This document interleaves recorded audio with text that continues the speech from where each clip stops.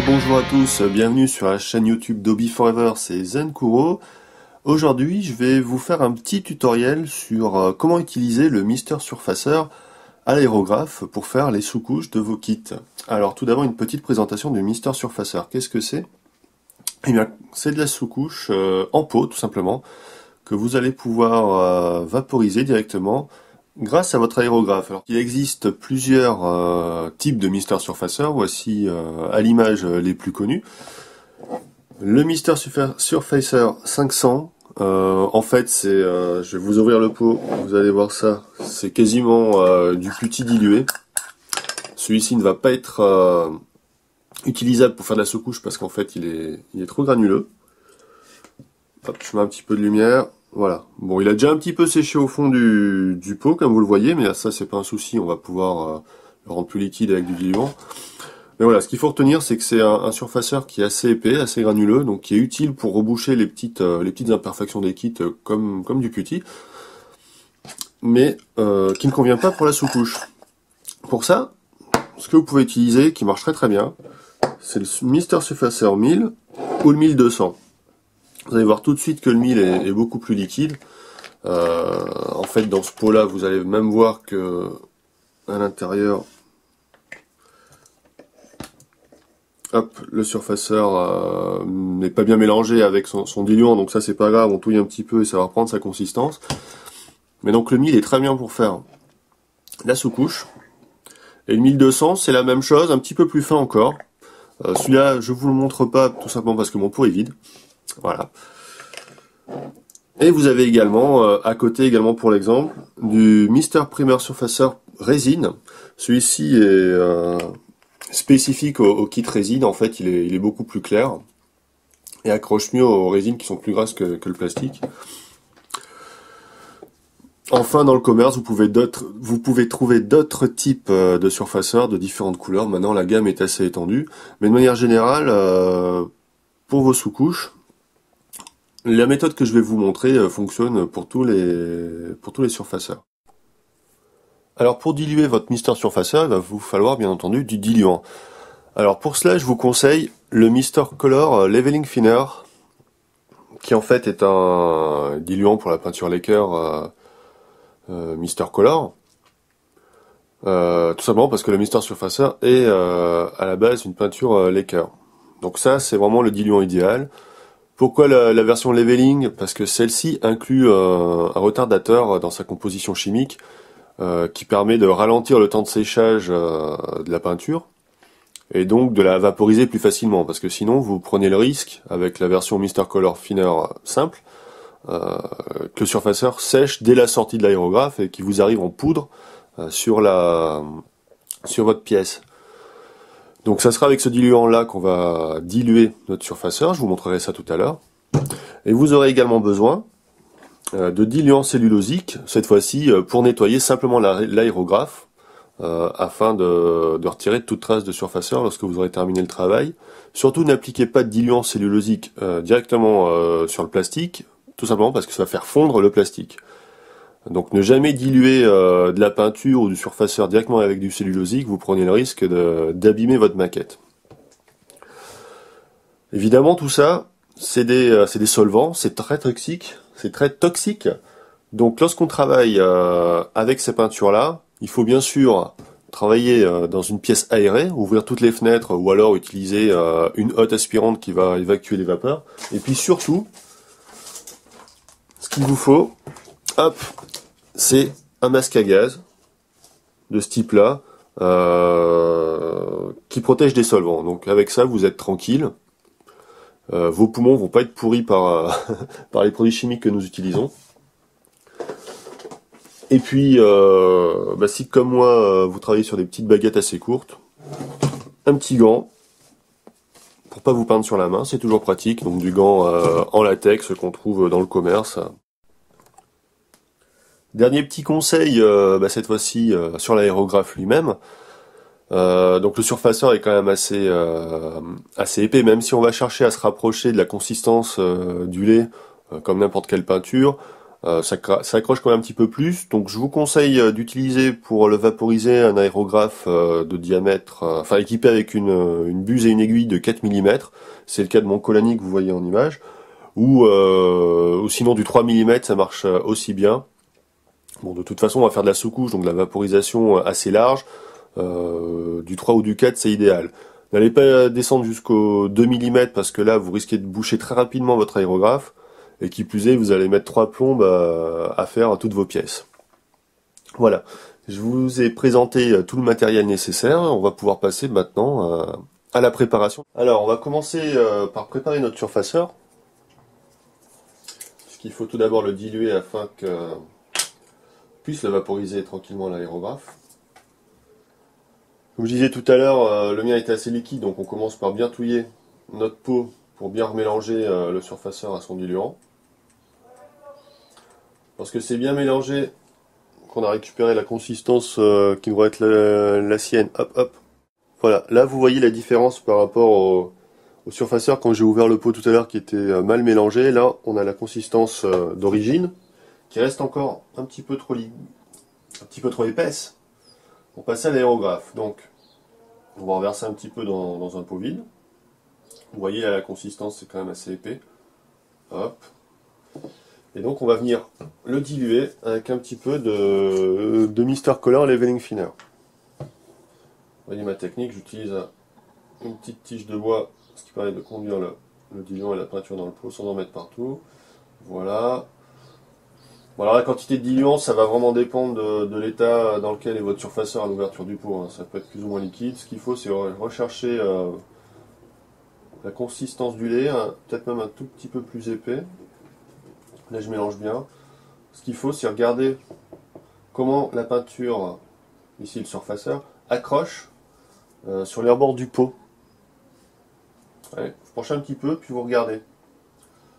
Il faut que ça accroche un petit peu quand même. Là, sur mon pot, je vois que ça accroche pas bien, donc ça va pas être terrible. C'est trop liquide, donc je rajoute un petit peu de surfaceur, c'est pas grave. De toute façon, c'est jamais perdu. Voilà. Jusqu'à ce que le surfaceur accroche aux parois. Il faut bien mélanger à chaque fois pour que le diluant fasse bien son effet. Voilà. Alors, je vais essayer de vous montrer ça à l'écran. Alors, hop. Je sais pas si vous voyez le retour, vous voyez que ça accroche un petit peu. C'est ça qu'on recherche. C'est cette consistance-là, je recommence. Je penche un petit peu, je regarde comment ça redescend. Comme ça, c'est bien. Voilà, donc on va alimenter l'aérographe maintenant en surfaceur. Au niveau de la pression à la sortie du compresseur, je vous conseille du 1,2 bar, c'est très bien comme ça. Donc on va se mettre, toujours avec la technique du bâton du surfaceur, de notre godet. Comme je vous l'ai dit, là je travaille avec une buse de 0,4 mm, c'est idéal pour la sous-couche. Vous pouvez aller jusqu'à du 0,3 en diluant un petit peu plus le surfaceur. Voilà, donc avant de sous-coucher votre pièce, il aura bien sûr préalablement fallu la dégraisser. Donc vous passez toutes vos pièces dans un bac d'eau savonneuse avec du liquide vaisselle. Vous laissez tremper, vous frottez avec une brosse à dents, puis vous rincez sous l'eau. Vous laissez sécher, là vous êtes bon pour la peinture. Juste avant de passer votre couche de surfaceur, passez un petit coup de pinceau sur la pièce afin d'enlever toutes les petites poussières qui pourraient rester. Sinon elles vont être prises dans le surfaceur et ça va pas être joli. Moi j'utilise ici un pinceau pour nettoyer les objectifs d'appareil photo, c'est très pratique parce que c'est antistatique et ça récupère bien toutes les petites poussières. Vous n'oubliez pas de mettre votre masque à gaz pour vous protéger des vapeurs. Et on y va, tranquillement. Si votre surfaceur a été bien dilué, comme vous voyez, il accroche tout de suite. Et on va avoir un joli rendu.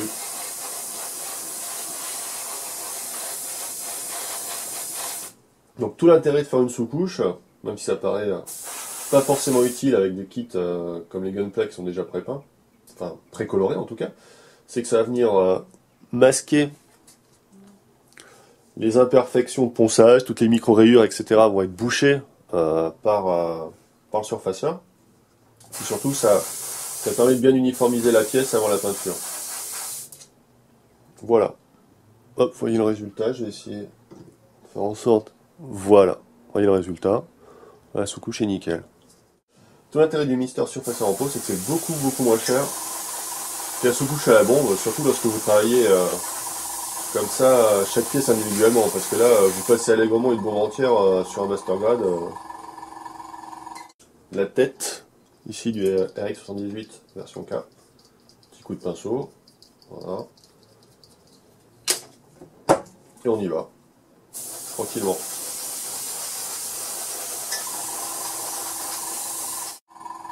Voilà. Le backpack. Toujours pareil, un petit coup de pinceau avant d'y aller.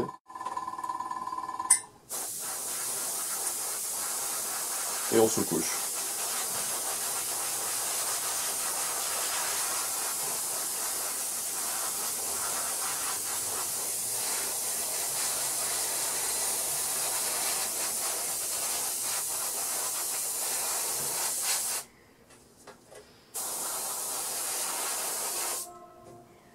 Et voilà. Dernier exemple ici avec une partie du buste avec 118. Que je me rends compte avoir mal poncé en fait. Enfin hop, rattrapage en direct. C'est aussi un des intérêts de la sous-couche. C'est de voir les imperfections tout de suite. Ça saute aux yeux. Là je me suis aperçu en fait que j'avais pas poncé. J'avais pas poncé la ligne de jointure là. Ligne de moulage plutôt. Donc un petit coup de lime pour la faire disparaître. Hop. Voilà. Coup de pinceau pour enlever les dernières petites cochonneries. Voilà, peinture. Et voilà. Et là, vous voyez d'ailleurs, la ligne de moulage a disparu. La sous-couche fait son office, de masquer les dernières petites micro-rayures qui pourraient rester. Tout ça, c'est nickel.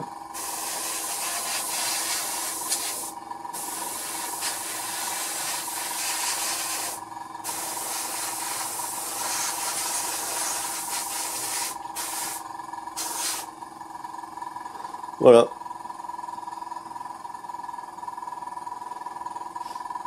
Bah là j'ai terminé toutes mes pièces, donc je vais pouvoir vous montrer comment nettoyer l'aérographe. Alors tout d'abord, on va récupérer tout ce qui pourrait rester. Voilà. Maximum. Je fais un petit peu pour pas en mettre partout.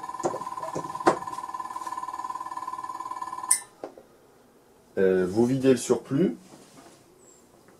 Alors moi, voilà, j'ai un pot dédié à ça qui récupère et qui filtre tout ce qui sort de l'aéro. Voilà.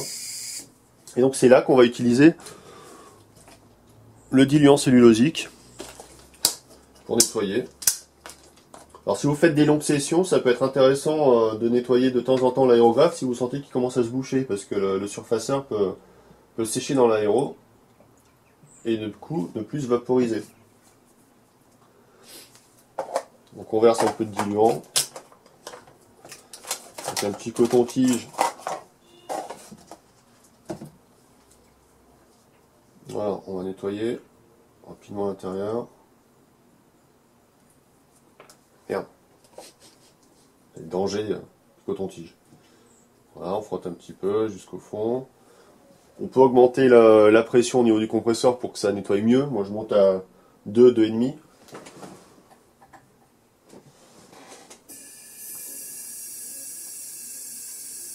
Puis vous videz le godet.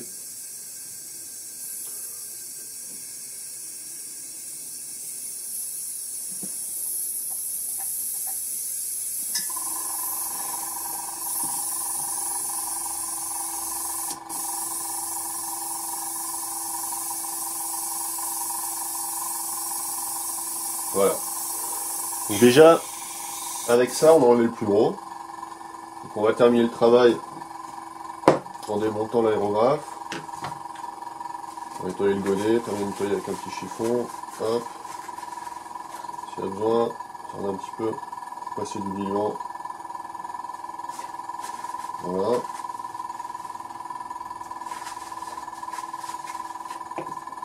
On démonte l'aiguille pour la nettoyer. Pareil. Un petit coup de diluant. Hop.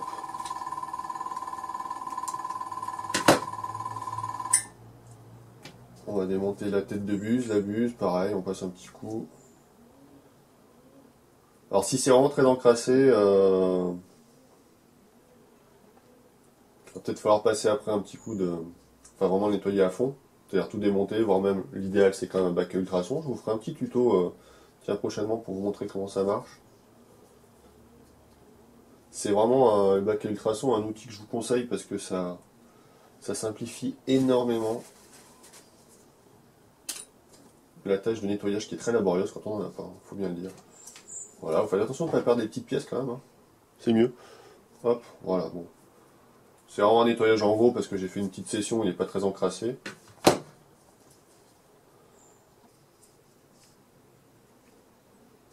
On remonte le tout. Bon, il est possible qu'il reste encore un petit peu de résidu qui séchera dans le corps, alors ça sera un petit peu embêtant pour enlever l'aiguille la prochaine fois. C'est pour ça qu'il vaut mieux toujours faire un nettoyage vraiment complet entre chaque session, idéalement donc avec un bac à ultrasons. Voilà, je ne vais pas vous le montrer. Mais voilà, l'aéro là est nettoyé. Vous voyez qu'il y a plus rien qui sort. Voilà, ce petit tuto est terminé. J'espère que ça vous aura intéressé. Donc sincèrement, moi maintenant je n'utilise plus que de la sous-couche comme ça, Mister Surfacer 1000 en pot, c'est quand même super pratique, c'est très précis, on a un beau rendu. Je vais vous montrer peut-être les pièces qui commencent déjà à sécher. Voilà, le rendu est vraiment lisse, c'est vraiment nickel. C'est beaucoup moins cher que la bombe. Je conserve vraiment la bombe dans les cas où j'ai besoin de sous-coucher des très grosses pièces en résine par exemple, parce que ça va quand même beaucoup plus vite que l'aérographe. Mais dans tous les cas, le Mister Surfacer c'est une bonne solution. Et puis comme je le disais en introduction, maintenant on a de plus en plus de couleurs différentes pour varier les effets, des sous-couches noires, des sous-couches blanches, plus efficaces, voire même des sous-couches couleur rouille si vous voulez faire des petits effets d'usure en faisant ressortir la sous-couche par la suite. Donc voilà. De manière générale, tout ce qui va être, en tout cas Mister Surfacer de type Laker, vous avez la méthodologie pour l'utiliser. Voilà, à bientôt sur Hobby Forever.